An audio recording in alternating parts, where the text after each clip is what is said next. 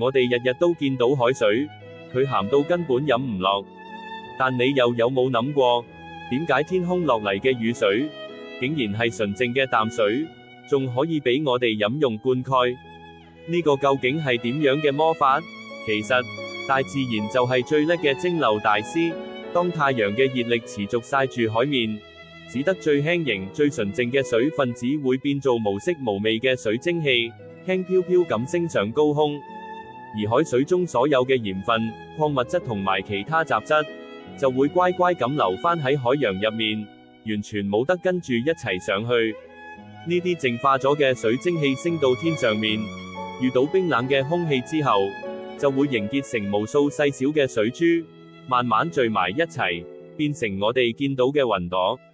當呢啲雲儲滿咗水，再重到一定程度，就會化作甘霖，以最純淨嘅形態降落返地面，滋潤大地萬物，完成呢個奇妙嘅生命循環。